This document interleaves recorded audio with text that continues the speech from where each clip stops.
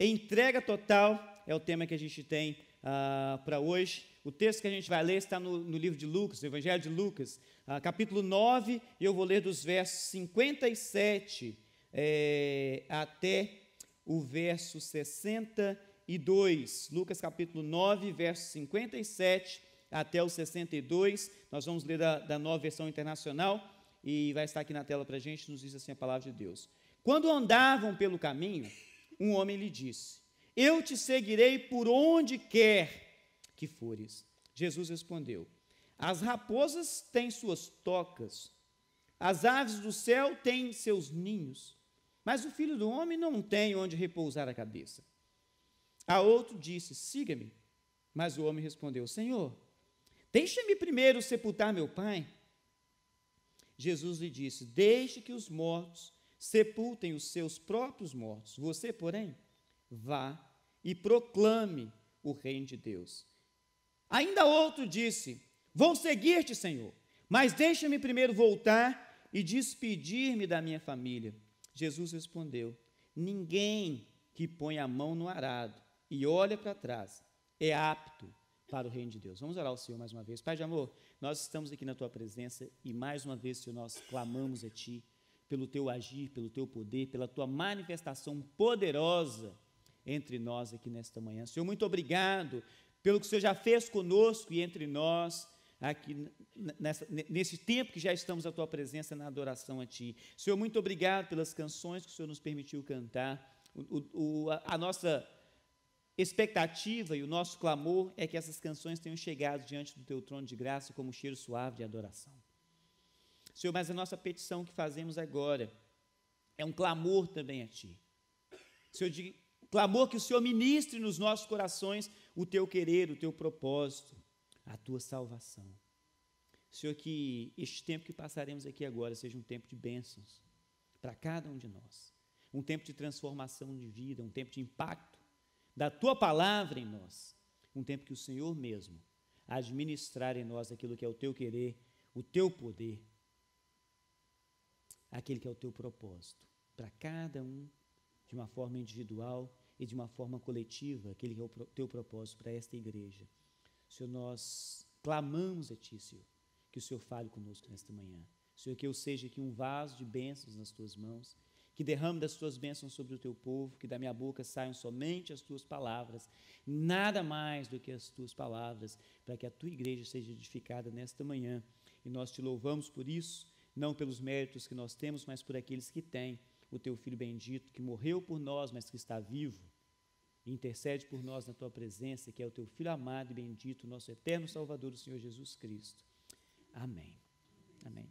Um dos meus temas bíblicos favoritos é essa ideia de entregar, ou de se entregar a Jesus. É o termo que gira em torno do conhecimento genuíno, né, de Jesus como Senhor e Salvador. Se você me conhece mais de perto, ou se você me acompanha há algum tempo, você já deve ter percebido que eu tenho uma paixão em incentivar as vidas a se aproximar de Jesus, a se aproximar de Deus, a ter um relacionamento mais íntimo, mais próximo com Deus. A minha razão para isso ela é bem simples, simplesmente o fato de que Jesus foi enviado por Deus para restaurar vida, né, para nos dar a vida de forma completa, para nos dar a vida, como ele mesmo fala, vida abundante. E sem Jesus a vida é vazia, né? Essa é a realidade. Sem Jesus a vida é vazia. Sem Jesus a vida não faz sentido. Daí a minha paixão em mostrar para o mundo que existe um sentido real para a vida. Existe um motivo pelo qual você está aqui, existe um motivo pelo qual nós estamos aqui nesta terra, e para poder experimentar todo esse propósito de Deus, é preciso um relacionamento íntimo com Jesus, é preciso conhecer Deus, e para conhecer Deus, começa tudo e totalmente com Jesus Cristo. É impossível conhecer a Deus sem Jesus. É impossível conhecer a Deus sem passar por Jesus. Daí, para viver a vida completa que Jesus oferece, com tudo que tem direito, é preciso uma entrega total. Se a gente entrega mais ou menos para Jesus, você vai viver uma vida mais ou menos.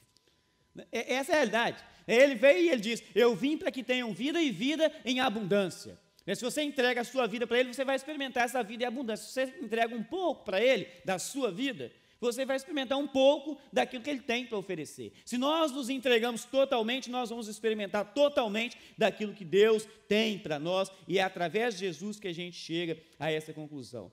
Se você quer ser feliz de verdade, se você quer ser feliz para valer, precisa ser uma vida, ou precisa ter uma vida que é entregue totalmente para Jesus. A possibilidade disso aí existe, ela só existe através de Jesus. E como é que se consegue?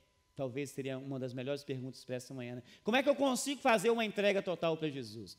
Como que eu posso fazer uma entrega total para Jesus? Quais as características que tem alguém que fez uma entrega total para Jesus? Esse aí é o assunto que a gente vai falar hoje. Se você quiser, anota aí. Primeira coisa que a gente tem para poder pensar nessa manhã. Uma vida que é uma vida vivida de totalmente entregue para Jesus é uma vida que tem conhecimento. Conhecimento de quê, você poderia perguntar? Conhecimento de quem é que está tomando conta da situação. O texto que a gente leu, de uma forma muito interessante, eu gosto de pensar dessa forma como o texto diz, o rapaz fala, eu te seguirei por onde quer que fores, e Jesus fala para ele, as raposas têm suas tocas, ou dependendo da versão que você lê, se é uma versão das mais tradicionais da palavra de Deus, vai dizer, as raposas têm seus covis, né? As aves do céu têm seus ninhos, mas o Filho do Homem não tem onde repousar a cabeça. Quem é que é Jesus para você? O que a gente pode perceber, e a impressão que dá nesse texto para nós, é que essa pessoa, que esse rapaz que chegou para Jesus e disse, eu vou te seguir por onde quer que o Senhor vá, não fazia a mínima ideia quem era Jesus. Honestamente, talvez a gente poderia pensar, e na realidade é uma das maiores preocupações que os pais têm, de uma forma muito especial com as filhas. Com os filhos, os pais, eu digo pais, a parte masculina da paternidade, né? Que pais é um contexto de pai e mãe, né? Os homens, os pais, têm uma preocupação em uma forma muito especial com as filhas. Quem é o sujeito que vai casar com a minha filha? Ele vai poder providenciar para ela? E esses dias eu estava escutando uma música que estava tocando no rádio, eu escutei e achei uma coisa tão interessante. Tem que ser homem e homem para valer, para tomar conta da filha de um outro. Essa é a realidade. E a preocupação que a gente tem é o seguinte, esse sujeito tem como tomar conta da minha filha para onde é que vá? Onde ele vai? Eu acho que eu nunca orei tanto para Jesus voltar logo quando minha filha nasceu. Né? Falando assim, Senhor, eu tenho preocupação com essa criatura. Né? Quem vai tomar conta dessa criatura? Porque eu não vou poder fazer isso pelo resto da vida. Mas a realidade é que quando não se conhece quem está relacionando, tem essa curiosidade, essa preocupação. E aquele rapaz não conhecia Jesus, porque quando ele fala, eu não tenho nem onde reclinar minha cabeça, não tenho onde dormir. Essa é a realidade. É o que Jesus fala para ele, eu não tenho onde dormir.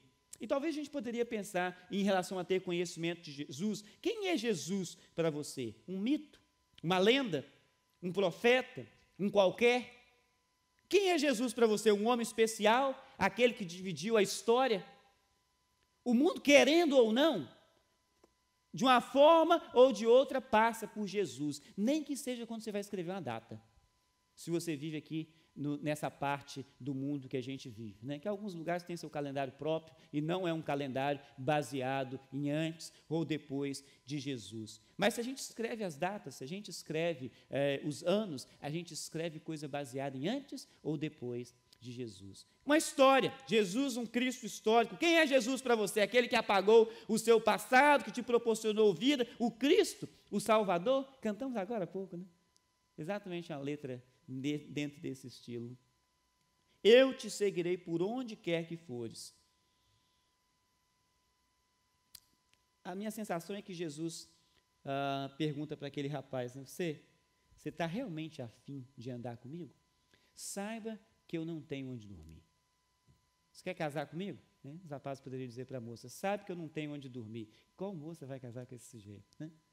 Sabe que eu não tenho onde dormir. Você quer ter um relacionamento com alguém, você precisa saber quem é este alguém. Quanto você conhece de Jesus? Essa é uma boa pergunta para a gente fazer nessa manhã.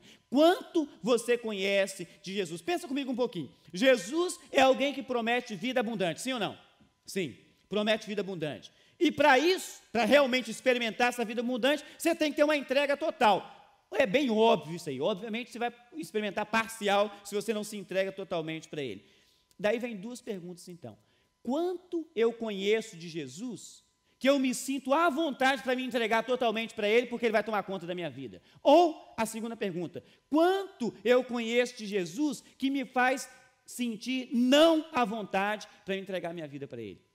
Honestamente, eu fico pensando, e eu gosto de pensar nisso, nas pessoas que não creem em Deus, nas pessoas que não conhecem Jesus, é um pensamento que quase que beira o absurdo, se você parar e tentar achar uma linha de raciocínio. Alguém te promete uma vida fora do comum, e você simplesmente fala assim, eu não quero não, eu não quero não.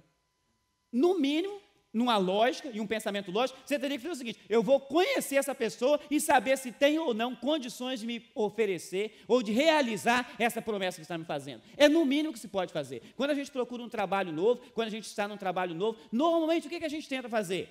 Eu vou conhecer se essa empresa nova, se esse pessoal novo tem condições realmente de me proporcionar aquilo que eles estão prometendo.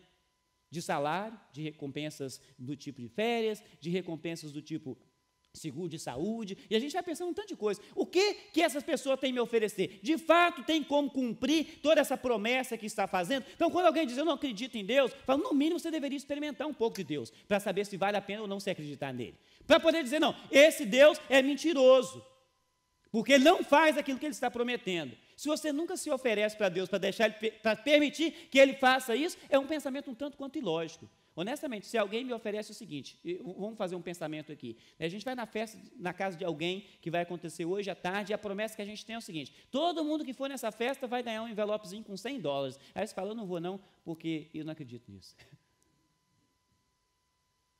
Eu não vou porque eu não acredito nisso. Não vai existir isso aí. No mínimo, você teria que ir e dizer o seguinte, quando voltar de lá e não receber o seu envelope, falou, isso aí não dá em nada. Isso aí, mas você vai ter que experimentar. Você vai ter que experimentar. A Gui gosta de fazer um pensamento, e eu gosto do pensamento dela, ela fala exatamente essa ideia da festa em relação à presença no céu. De vez em quando a gente fica pensando, mas a gente vai chegar no céu e descobrir aquelas pessoas que não foram na presença de Deus, não estão na presença de Deus, porque não quiseram crer no Salvador, e na mente humana a gente vai pensar, eu vou ficar lá e vou começar a chorar, porque vai ter tristeza. Mas volta de novo na ilustração da festa e dos $100. Você convidou seu amigo ou sua amiga e diz para ele, vamos lá na festa do fulano ou da fulana, todo mundo que for lá vai ganhar $100. Ele fala, não acredito nisso, eu não vou na festa. O pensamento, obviamente, é um idiota. Porque qualquer pessoa iria. Você vai na festa e pega o seu 100. O amigo não ganhou o 100, agora você vai olhar para ele e vai falar assim, que pena, né, que você não foi na festa. Eu não conheço um que faria isso, eu te avisei. Você não foi porque você não quis. Eu te avisei, você não foi porque você não quis. Essa é a realidade da presença de Deus. Nós precisamos de conhecimento de Jesus para que, de fato, nós possamos experimentar aquilo que Ele oferece. E para você poder fazer uma entrega total, eu não te aconselharia a fazer uma entrega total para Jesus antes de você conhecê-lo. Então, a minha proposta para você é o seguinte, conheça Jesus. Invista em Jesus, busque a presença de Jesus, não se entregue sem conhecer Jesus, porque se você conhecê-lo, você vai se entregar. Essa é a realidade da vida com Jesus, essa é a realidade da presença de Jesus. A gente acabou de sair de uma série de mensagens, justamente falando a respeito do resultado da presença de Jesus através do seu Santo Espírito na vida de alguém, fruto do Espírito. Aliás, a gente ainda tem alguns daqueles marcadores de livro, estão ali na mesa. Pega, porque vai ser a última semana que eles vão estar ali, a gente vai ter que descartar. Assista os 9 vídeos das mensagens, que vai ser bênção na sua vida, porque o resultado de uma vida com Jesus é o resultado que nós todos queremos na nossa vida. Quem não quer uma vida de paz? Quem não quer uma vida de amor? Quem não quer uma vida de alegria? Quem não quer experimentar todos os benefícios que Deus tem para dar através do seu Santo Espírito? Todos nós queremos, todo ser humano quer. Às vezes ele não sabe que ele precisa de Jesus para isso. Às vezes não entende que ele precisa de Jesus para isso. Mas para fazer uma entrega total, para seguir um pensamento como do texto que nós lemos, eu não tenho onde reclinar a minha cabeça. E você insistir em caminhar, é porque você realmente sabe quem é aquela pessoa. E para onde aquela pessoa está indo. É preciso conhecimento para fazer uma entrega total. E a minha sugestão e pensamento nessa manhã é a mesma sugestão e pensamento que o profeta Oséias faz para o povo. Em Oséias 6, verso 3, o texto bíblico fala exatamente isso. Conheçamos e prossigamos em conhecer o Senhor. Sabe por quê? Às vezes a gente conhece alguém. E todos nós aqui, de uma forma ou de outra, nós nos conhecemos. Mas às vezes a gente conhece algumas pessoas mais do que a gente conhece as outras. A gente tem mais intimidades. Sabe aquelas pessoas que quando você fala alguma coisa, e um olha para o outro e dá só um sorrisinho? Porque aquilo disparou alguma coisa, alguma lembrança, alguma memória, algum pensamento. É porque essas pessoas se conhecem. Essas pessoas têm convívio. Essas pessoas sabem quem são os outros. E, de uma certa forma, quase que consegue ler o pensamento um do outro, de tanto que passa tempo junto. E, honestamente, é esse tipo de relacionamento que Jesus quer ter conosco. Um relacionamento daquele que, quando você escuta alguma coisa, que já dispara um tanto de outros pensamentos, e você começa a saber exatamente aquilo que Jesus está dizendo, aquilo que Ele está falando, para onde é que Ele está indo. E por que a gente tem tanto interesse, por que pessoalmente eu tenho tanto interesse em incentivar a ter um relacionamento íntimo com Jesus? Porque nós todos, todo ser humano, é o desejo do ser humano, e a Bíblia fala isso, foi Deus que plantou no homem o desejo da eternidade. Ninguém quer morrer. Por mais que a gente saiba que você morrer, e o apóstolo Paulo fala isso, né, a morte para mim é lucro, o morrer é lucro. Mas quando a gente fica doente, a gente vai ao hospital. A gente sabe disso. E há alguns que até falam, o pessoal quer ver Deus, mas ninguém quer morrer. Quer ver Deus, mas não quer morrer. Porque Deus plantou em nós a eternidade no coração. O desejo do ser humano é viver. E é isso que Jesus veio oferecer, uma vida que não acaba jamais. Esse tempo que a gente passa aqui é simplesmente uma experiência. O ser humano não é um ser qualquer, né, tendo uma experiência espiritual. O ser humano é um ser espiritual tendo uma experiência terrestre. Isso aqui é só uma pequena experiência. Nós somos seres espirituais, nós somos seres da presença do nosso Deus, e nós temos toda uma vida que só Deus tem para nos oferecer. Ele nos oferece essa vida através de Jesus, mas para isso é preciso conhecê-lo. E de vez em quando vem na cabeça da gente aquele pensamento, se eu pudesse abrir a mente de alguém, colocar Jesus lá dentro e fechar de novo, vai em paz, porque agora você entendeu exatamente, porque a pessoa vai se entregar de vez a Jesus. E o meu incentivo vai ser sempre esse, não se entrega sem saber quem é Ele, não, investigue quem é Jesus, porque depois que você conheceu, você vai falar, de fato, eu posso me entregar com confiança para Jesus, porque Ele cuida de mim, Ele me protege, Ele me ampara, Ele faz comigo tudo aquilo que é o desejo da minha alma. Um segundo pensamento para a gente, uma vida de entrega total, é uma vida de decisão, porque entrega total exige decisão. Em outras palavras, né, quais são as prioridades da sua vida? Para viver uma vida completa, é preciso uma entrega total, porque só quem pode proporcionar essa vida completa é Jesus Cristo. Nós precisamos dessa entrega total para Ele, e para isso você vai precisar de uma decisão. O texto que a gente leu, na segunda parte, os versos 59 e 60, o texto dizia o seguinte: a outro Jesus disse, siga-me, mas o homem respondeu, Senhor, deixa-me ir sepultar meu pai. Jesus lhe disse, deixe que os mortos sepultem os seus próprios mortos. Eu me lembro quando eu era criança lendo esse texto, e honestamente o meu pensamento era o seguinte: Jesus é ruim demais. Na minha mente eu só via o pai do sujeito dentro de um caixão, lá na sala da casa ou em algum lugar, e Jesus falando com ele, vem, me segue, e ele dizendo, não, deixa eu sepultar meu pai, e Jesus fala com ele de uma forma rude e grosseira, deixa que os mortos sepultem os seus mortos. Não é nada disso que Jesus está dizendo. Depois de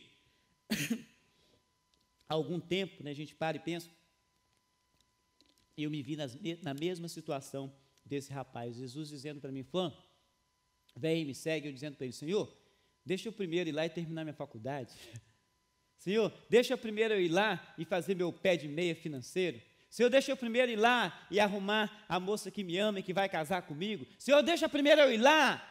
E nós colocamos todas essas desculpas. A desculpa desse rapaz é o seguinte: eu preciso tomar conta dos meus pais. Depois que meu pai morrer, depois que os meus pais morrerem, eu vou te seguir. Esse é o pensamento que ele está dizendo. Depois que os meus pais já não estiverem mais aqui, que eu vou estar livre para poder te seguir. Isso nada mais é do que simplesmente uma grande desculpa. A minha palavra para desculpa é sempre a mesma, e alguns de vocês já conhecem. Desculpa é igual umbigo em adulto. Serve para nada. Serve para nada. Desculpas. Quais são, ou qual é a sua desculpa que te impede de fazer uma entrega total para o Senhor? Quem é o que você quer sepultar? Talvez o que você quer sepultar é a falta de recursos financeiros, talvez o que você quer sepultar é a falta de convívio social, talvez o que você quer sepultar é simplesmente o desejo de passar para a realização daquilo que você vai conseguir ou conquistar aqui na América. Eu não sei qual que é, mas a verdade é que todo ser humano tem uma desculpa pela qual na qual ele se acomoda e diz: eu não vou me entregar para Jesus, porque primeiro eu preciso fazer tal coisa. Primeiro, eu quero fazer tal coisa. Nem todas as pessoas têm o mesmo chamado, e eu entendo isso aí. Algumas pessoas, o chamado é diferente, na presença de Deus, e nós seríamos tolos se imaginássemos que todos têm o mesmo chamado. Não, não é verdade. Nós todos temos um mesmo mandado: ide e fazei discípulos. Isso aí não tem chamado diferente. Todos nós temos exatamente esse mesmo comando dado por Jesus: ide e fazei discípulos. Se a gente quer saber se a gente está fazendo discípulos, a gente faz o seguinte: olha em cima do seu ombro. Tem alguém vindo atrás de você? Você está fazendo discípulos. Se não tem, a gente não está seguindo aquilo que Jesus está falando. É um desafio para nós. É um desafio para mim. Eu olho e falo: Senhor, quem eu estou discipulando? Quem são aqueles, ou aquele, ou aquela, ou aquelas, que o Senhor está me permitindo que eu seja discipulador? É um desafio que Deus deu para pastor, para líder? Não, é o desafio que Ele deu para a humanidade: ide e fazer discípulo meu, não discípulo de Jesus. Ide e fazei discípulo. É necessário uma decisão, porque a gente fala: Senhor, eu vou fazer esse discípulo, sim, mas primeiro eu tenho que fazer tal coisa. Primeiro eu tenho que consertar não sei o quê. Primeiro, e depois eu vou te seguir. Deixa os mortos sepultar seus mortos. Você vem e proclame o reino de Deus. Eu vim aqui para a América fugindo de Deus. Olha eu. Fugindo de Deus. O Senhor queria exatamente, eu sabia exatamente o que Deus queria de mim, quase desde quando eu me entendi por gente, mas eu sempre fugi do chamado de Deus. Senhor, primeiro eu quero fazer tal coisa. Primeiro eu quero fazer isso, eu quero fazer aquilo. Um dos maiores medos, se você tem tempo de convívio em igreja e com o relacionamento com Deus, esse tipo de coisa, você vai se relacionar com uma coisa que eu descobri. Na minha família, tinha muitas pessoas que serviam ao Senhor de forma bem dedicada. Muitos amigos missionários em lugares diferentes. E a tristeza que eu tinha e a tristeza que eu tenho, e é por isso que a gente é uma igreja que é bem voltada para missões, é porque eu cansava de ver os missionários passando fome, os filhos dos missionários não tendo as mesmas coisas. Honestamente, filhos de missionários, se os seus filhos gostam de videogame, os filhos de missionários também gostam. Se você gosta de andar num carro bom, o missionário também gosta. E alguém está dedicando a vida. Eu cansava de ver essas pessoas lá e falava assim: o negócio é o seguinte, eu vou te seguir, mas primeiro eu vou fazer o meu primeiro milhão, que aí eu vou ter rendimento suficiente para eu poder viver e não depender de igreja nenhuma, mandar um centavo sequer para mim, porque eu não quero passar fome igual esse pessoal passa fome. Eu não quero ficar com as minhas contas atrasadas, igual esse pessoal fica com a conta atrasada, servindo o Senhor. E o Senhor falou: vai para a América, você vai fazer lá. Eu não preciso contar para vocês o restante da história, vocês estão vendo. Qual é a desculpa que te impede de fazer uma entrega total para Jesus? Eu me lembro, não porque eu estava lá, mas porque eu li no texto bíblico, do apóstolo Paulo, na ocasião da sua conversão. A Bíblia conta isso, Atos capítulo 9. Aliás, o livro dos Atos conta essa história da conversão de Paulo em pelo menos 3 situações diferentes, quase 4, pode-se dizer assim.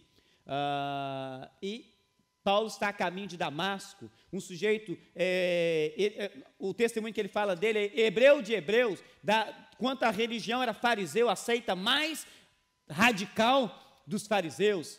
E Paulo estava indo ali para assolar a igreja, assolar aqueles que estavam seguindo a Jesus Cristo, ou como eles costumavam chamar naquela época, seguindo o caminho. E quando ele sai a caminho de Damasco, ele tem um encontro com o Senhor. Tem uma parte dessa história que você escuta as pessoas falarem muito, e alguns até pregam, e Paulo caiu de um cavalo, se machucou. Isso não tem na Bíblia, não tem esse cavalo na Bíblia. Não tem cavalo na Bíblia, né? Não tem cavalo lá. Paulo caiu por terra, a palavra de Deus fala. Se ele estava montado a cavalo, eu não faço a mínima ideia, mas a Bíblia não fala isso, pelo menos. Paulo cai por terra e ele pergunta, ele escuta uma voz, ele pergunta: quem és? Quem és? Ele falou: sou Jesus, a quem tu persegues. Em uma das versões que a gente tem, das versões da Bíblia em português, a Almeida Corrigida, tem uma parte de texto que não tem em todas as traduções. Eu gosto daquela parte. E Lucas, narrando no livro dos Atos, conta essa história de Paulo, Atos 9, verso 5, ele fala isso. Duro é para ti recalcitrar contra os aguilhões. Um monte de coisa que a gente não sabe nem o que é. O que é isso? O que isso quer dizer? Tudo bem, o que isso quer dizer?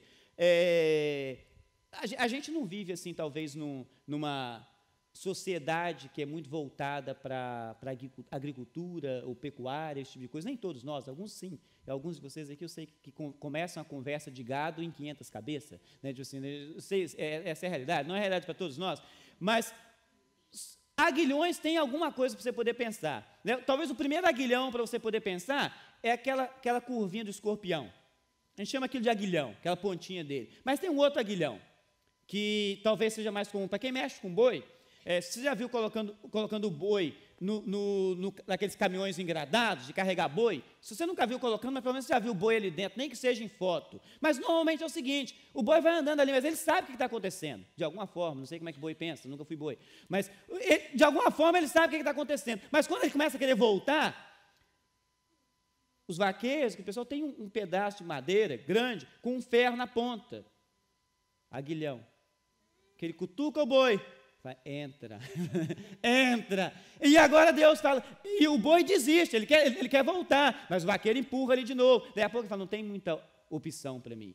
O que Deus está falando com Paulo aqui é mais ou menos a mesma coisa. Duro é para você querer andar contrário ao aguilhão de Deus. É isso que ele está falando. Quando Deus chama, é estupidez você querer andar para um outro lado, porque você vai se machucar. É isso que ele está dizendo. Se você insistir em fazer diferente daquilo que eu estou falando para você poder fazer, você vai se machucar. E sabe uma coisa? Eu já me machuquei bastante correndo de Deus. A gente tem tantos exemplos na Bíblia de pessoas que se machucaram bastante correndo de Deus.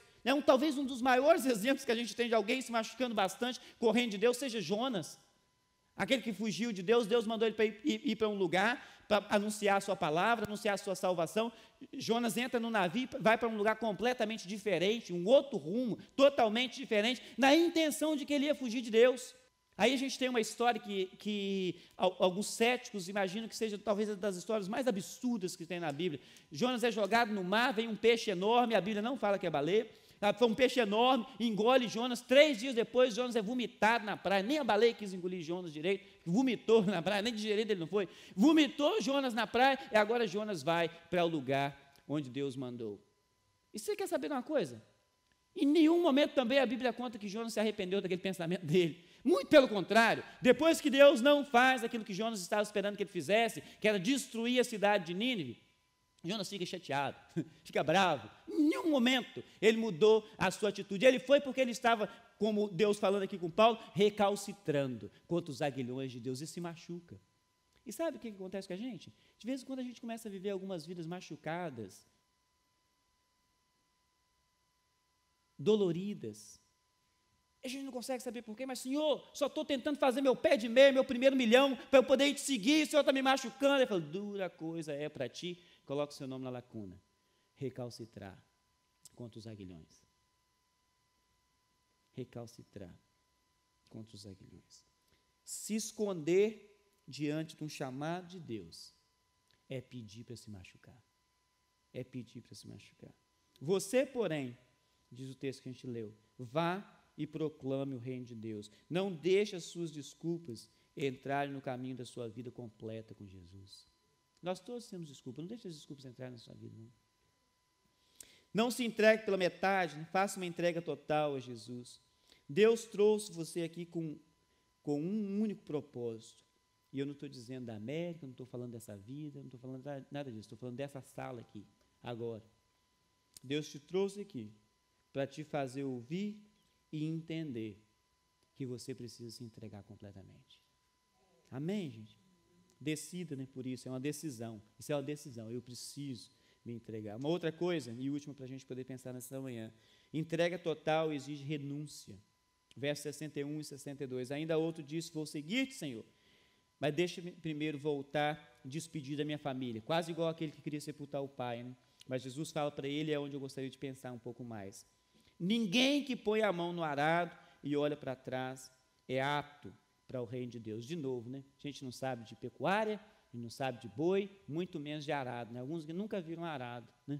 E principalmente no arado, no modelo desse que Jesus estava falando aqui hoje, arados, vocês que vêm aí das regiões de plantação de soja, aquela turma que é de Goiás, né? Conhece a plantação de soja, aquelas máquinas enormes que preparam a terra, que colhe, tem máquina que prepara a terra, tem máquina que planta, tem máquina que colhe, e o homem só fica sem emprego, né? Essa é a realidade do dia de hoje. Mas naquela época de Jesus, arado, o tipo de arado que tinha lá, hoje você só vai achar em museu, ou então num lugar assim bem remoto, né? Era literalmente um pedaço de metal, ou algum tipo de osso de algum animal, osso já bem ressecado e pontiagudo, que colocava na terra, amarrava aquilo num boi ou no jumento, e colocava para poder andar e cavar um buraco, um sulco na terra, para preparar a terra para ser plantada.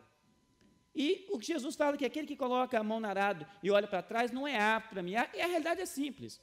Porque aquele negócio, se você não olhar para onde você está indo, o lugar vai ficar ruim. Talvez a gente quisesse colocar isso aqui bem num contexto nosso, da região que a gente mora, da região que a gente vive, seria mais ou menos o seguinte: quem pega a máquina de cortar grama e anda olhando para trás, não dá para poder trabalhar para mim. É o que Jesus está falando. Imagine você, quem é que já teve experiência com aquelas máquinas de cortar grama, aquelas que você anda empurrando assim atrás dela, né? Aquilo é terrível, você tem que andar com esse tratorzinho, né? Mas aquela maquininha, se você olhar para trás, quando você olhar de novo para frente, você está totalmente fora do caminho. As gramas aqui são cortadas de forma bonitinha, você corta indo para um lado, aí você vira e volta passando com a beiradinha da roda do outro lado, e a grama fica toda bonitinha, igual um tapete de campo de futebol, todo desenhado, todo bonitinho. Agora, se o sujeito começar a falar no telefone, olhar para trás, olhar para o outro lado, vai sair cheio de zigue-zague. O que Deus está dizendo aqui é justamente isso. Quem quer viver uma vida de zigue-zague não é alguém que é apto para o reino de Deus. Não é alguém que está preparado para o reino de Deus. A aplicação, se é o arado ou se é a máquina de cortar grama, é exatamente a mesma. Caminhos são tortuosos. E Deus não quer caminho tortuoso, Deus quer caminho reto. E para que a gente ande um caminho reto, a gente vai precisar fazer o que o apóstolo Paulo fala, e ele fala isso escrevendo aos Filipenses, capítulo 3, o resumo dos versos 13 e 14 é mais ou menos o seguinte: esquecendo-me das coisas que passaram, dependendo da versão da Bíblia que você lê, ele fala, esquecendo-me das coisas que para trás ficam, eu prossigo para o alvo. Eu tenho um alvo, eu vou em direção ao meu alvo. Eu caminho em direção ao meu alvo, e o nosso alvo precisa ser e sempre ser Jesus Cristo. Quando a gente tem algum lugar para onde voltar, ou uma possibilidade de voltar a algum lugar, tão logo as circunstâncias ficarem pesadas, a gente vai voltar. A gente precisa seguir para um alvo e quebrar as pontes com o passado. Essa é a realidade, porque se nós não quebrarmos as pontes com o passado, e eu me lembro, até onde é verdade a gente não sabe, mas diz a história que Fernão de Magalhães, quando chegou na região do Golfo, no México, né, queimou as caravelas, e disse, agora vocês vão ter que se virar e vão ter que entrar aqui neste lugar e conquistar, porque se você tiver a opção de voltar para as caravelas, não vai dar certo. E eu me lembro, aliás, uma ocasião que alguém estava pregando isso, e alguém estava traduzindo de inglês para português, e dizia, né, que ele tinha, he burned the ships. Ele falou, queimou as ovelhas tudo. Ele falou, não é ovelha, não, os navios, né? Não é chips, né? São ships. A gente precisa queimar as nossas pontes com o nosso passado, porque senão a gente vai voltar para lá. A gente precisa destruir a possibilidade de voltar. Isso é renúncia. Quando a gente renuncia às possibilidades de voltar, a gente caminha para frente, a gente caminha para o nosso desafio. Eu gosto sempre de lançar um desafio, e é um desafio que eu me lanço pessoalmente. O ser humano tem um negócio chamado egoísmo. E todos nós temos, uns são mais inchados do que os outros, mas todos nós temos esse tal de ego, todos nós temos essa situação, e se alguma coisa existe no ser humano que a gente não quer que aconteça, é a nossa palavra ficar por mentirosa. Mesmo que você esteja falando mentira, você não quer que aquilo ali pareça mentira, você vai jurar, até pela mãe, para dizer que uma mentira é verdade, porque você não quer que a sua palavra fique mentira. Eu gosto de usar o meu ego contra mim mesmo. Todas as vezes que eu sou lançado a um desafio de fazer algo a mais para Deus, eu gosto de me manifestar de forma pública. Porque quando a gente se manifesta de forma pública, e quando você pensa em desistir, fala, agora como é que eu vou desistir? Todo aquele pessoal me viu dizendo que eu ia fazer isso, que eu estava querendo fazer isso, e agora eu vou desistir? Quando a gente faz esse compromisso só dentro da gente mesmo, a gente desiste tranquilinho, porque ninguém sabe disso mesmo, que diferença vai fazer. Eu uso meu ego contra mim mesmo. E mortifico esse danado, esse ego, porque é esse ego que faz a gente querer voltar para outros lugares, desistir da presença de Deus. Entrega total exige renúncia, quebrar pontes com o passado. Uma vida completa, uma vida abundante, é uma vida que está totalmente entregue nas mãos de Jesus, é uma vida constante. Constante. A gente pensando de novo lá ou no arado, ou na sua maquininha de cortar grama, você anda numa mesma linha, constante. Agora quem começa a olhar para o vento, olhar para o tempo, olhar para uma coisa, começa a andar fazendo zigue-zague, e Deus fala, quem coloca a mão no arado e olha para trás, não é digno, não é apto para o reino de Deus. Se você gosta de matemática, você está familiarizado com constantes, né? Constante é isso, é que não muda. É sempre daquele mesmo jeito ali, não muda, não muda. E honestamente, eu olho para a minha vida e de vez em quando eu me vejo sem constância, mudando. Se o tempo está bom, eu estou bom. Se o tempo está ruim, eu estou ruim. Se a minha saúde está boa, eu estou bom. Se a minha saúde está ruim, eu estou ruim. Se a minha finança está boa, eu estou bom. Se a minha finança está ruim, eu estou ruim. E Deus quer que nós tenhamos constância. Se a sua saúde está boa, você está bem. Se a sua saúde está ruim, eu continuo bem com meu Deus. Porque eu sei, eu conheço aquele que eu confio. Eu vivi uma vida de decisão e eu vivo uma vida de renúncia. Eu quebrei ponte com o passado. Eu não volto àquele mesmo passado. Porque eu prossigo para o alvo. Eu ando para Jesus. E honestamente, isso é decisão que a gente vai ter que tomar, porque uma hora ou outra, Satanás vai chegar no seu ouvido e vai começar a buzinar um tanto de coisa. Você vai mesmo. E aquele tanto de coisa que você vai perder, vai deixar de fazer. E aquelas coisas que você vai ter que deixar de fazer, iludindo o ser humano, e alguns caem nessa ilusão. E eu me lembro de uma história que contava que na cidade tinha um bobinho, como toda cidade tem. Na cidade pequena, toda cidade tem um bobo e tem um doido, né? Isso é normal, toda cidade pequena tem. E tinha um bobinho na cidade. E o bobinho não sabia que uma moeda grande tinha menos valor do que uma pequena. Seria mais ou menos igual você pegar uma moeda de 5 centavos e uma moeda de 10 centavos de dólar. Né? A de 5 centavos é maior, mas ela vale menos. Né? E todo o tempo, os amigos chegavam e falavam assim, você quer trocar essa moeda grande por esse monte pequeno que você tem aí? Foi uma moeda grande, eu vou levar aquela grande, é maior. Mas isso, e dias após dias eles riam, porque o bobinho não conseguia saber que aquela moeda grande não tinha valor. Até que um dia alguém chegou e explicou para ele, rapaz, essa moeda vale menos, eles estão fazendo hora com você. Ele falou, não, eu sei, mas se eu falar isso, vocês vão perder a graça, vai perder a razão. E honestamente o diabo faz isso com a gente. Ele vem com os mesmos golpes, os mesmos truques, desde que o mundo é mundo, e o ser humano continua caindo. Continua caindo. Nós continuamos caindo nos mesmos golpes baixos do diabo, desde que o mundo é mundo. E uma das grandes ilusões que Satanás faz é, você não pode confiar em Jesus, você não pode confiar que Ele vai tomar conta da sua vida, você não pode confiar que Ele vai tomar conta das suas finanças, você não pode confiar que Ele vai tomar conta da sua saúde. Você mesmo vai ter que fazer. E o pessoal inventa verso bíblico para isso. O verso bíblico mais inventado para isso é, faça a sua parte que eu te ajudarei. Não sei que Bíblia é essa, não existe isso. O que Deus quer é que nós nos entreguemos para Ele, total, renúncia do mundo. E eu vou terminar dizendo um verso bíblico, para parafrasear o apóstolo Paulo, 1 Coríntios capítulo 15, verso 58, ele fala assim, portanto, meus amados irmãos, sede firmes e constantes, sempre abundantes na obra do Senhor, sabendo que o vosso trabalho não é vão no Senhor. Firmeza, constância. Se chove, eu estou bem. Se neva, eu estou bem. Se está sol, eu estou bem. Se eu estou com saúde, eu estou bem. Se a minha conta financeira está gorda, eu estou bem. Se a minha conta financeira está negativa, eu continuo bem. Constância. Mas para isso nós vamos precisar renunciar. E para isso nós vamos precisar quebrar pontes com o passado. Para isso nós vamos precisar, de fato, fazer uma entrega total para Jesus. Hoje é o dia, né, que o Senhor escolheu para você. Hoje é o dia de viver uma entrega total. Amém, queridos? Amém? Que Deus nos abençoe. Que a palavra do Senhor, de fato, tenha tocado os nossos corações, tenha tocado a nossa vida e nos feito querer viver uma vida de uma entrega total. Vamos ficar de pé.